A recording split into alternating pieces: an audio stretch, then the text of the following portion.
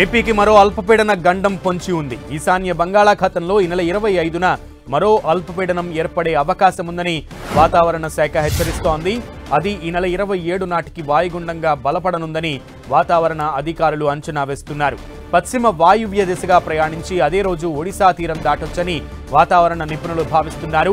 దీని ప్రభావంతో ఈ నెల 23 నుంచి అక్టోబర్ 2 వరకు ఉత్తర కోస్తాలో విస్తారంగా వర్షాలు కురిసే అవకాశం ఉందని అధికారులు చెబుతున్నారు. మరోవైపు ద్రోణి ఎఫెక్ట్తో ఇవాళ కర్నూలు, నంద్యాల, అనంతపురం, శ్రీ సత్యసాయి, వైఎస్ఆర్ కడప, అన్నమయ్య, చిత్తూరు, తిరుపతి జిల్లాల్లో అక్కడక్కడ పిడుగులతో కూడిన భారీ వర్షాలు కురిసే అవకాశం ఉందని విపత్తుల నిర్వహణ సంస్థ పేర్కొంది. నిన్న సాయంత్రం 6 గంటల వరకు శ్రీ పొట్టి శ్రీరాములు నెల్లూరు జిల్లా ఇందుకూరుపేటలో 97.7 మిల్లీమీటర్లు, తిరుపతిలో 77.7, చిత్తూరు జిల్లా కార్వేటి నగర్లో 73.5 మిల్లీమీటర్లు వర్షపాతం నమోదైంది.